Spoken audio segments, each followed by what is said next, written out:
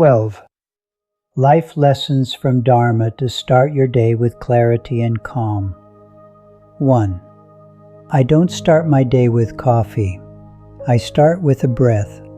I lie still, eyes closed, and take a deep inhale. Just one breath, and I remember, I'm alive. Let me ask you, did you feel your breath this morning? Or did you jump straight to your phone and get swept away?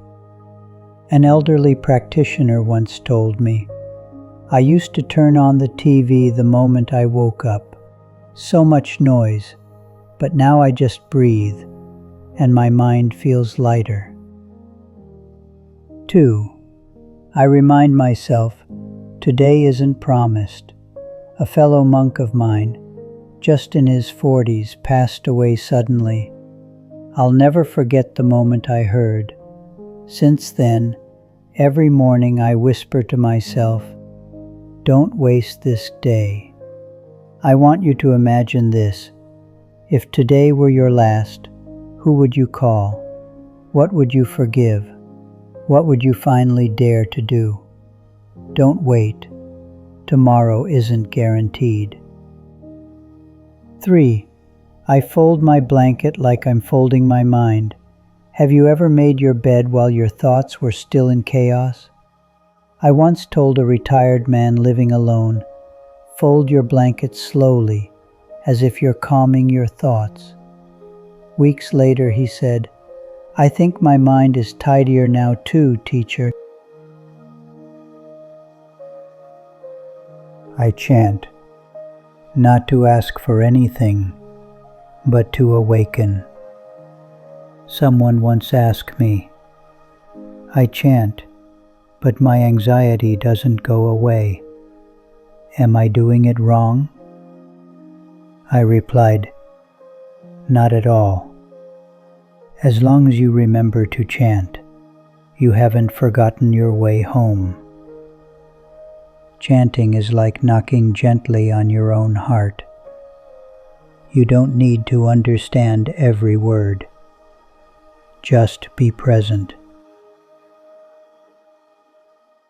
5. I meditate, not to silence my mind, but to stop it from dragging me. A woman in her 60s told me, I think I'm bad at meditating. My mind is always racing. I said, just keep sitting, like a gardener. Even if no flowers bloom today, the soil is still being nourished. Have you ever sat just to quietly plant peace in your heart? 6. I avoid my phone for the first 30 minutes. Studies show that reading negative news first thing increases anxiety throughout the day. So I stay in silence. I listen inward before the world starts shouting. You can try this too. Leave your phone in another room, just for 30 minutes. See what happens when you are the first voice you hear. 7. I practice giving, even in the smallest way. A few grains of rice for the birds, a smile for a stranger, a kind word for someone alone. I once told a friend,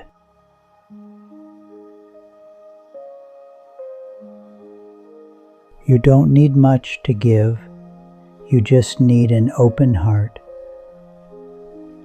What small act of giving can you offer this morning? I do chores, not as work, but as meditation.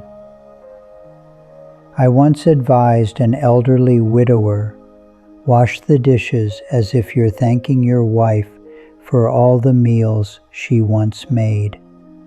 He cried. After that, chores became an act of love, not duty. Try it. Make your chores sacred. You may end up touching memories instead of just soap and water. I stay silent for at least 30 minutes each morning. No one talks, no one asks. It's just me with me. I once asked an elderly woman, "When was the last time you truly listened to your own heart?" She looked down and said, "I'm not sure I even know what it sounds like anymore."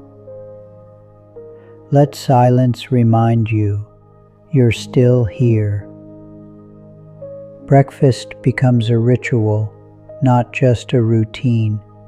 No phone, no rush, just eating, fully present. I often have plain rice and vegetables. One day I asked a student, "Do you remember what a vegetable actually tastes like? Or are you just rushing to feel full?" Food becomes sacred when we actually show up to eat it. I read one line of Dharma, just one, not a whole chapter, just a sentence.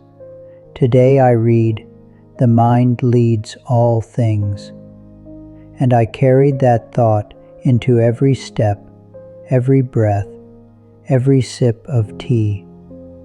Can you find one line that speaks to you, just one? Let it walk with you throughout the day. 12.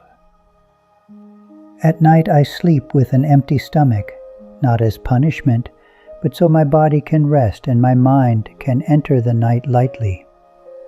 No heaviness in my belly, no clutter in my thoughts. Have you ever laid down feeling full but restless? Try sleeping light in body and mind. You may sleep deeper than ever. If you're reading this in the morning, close your eyes.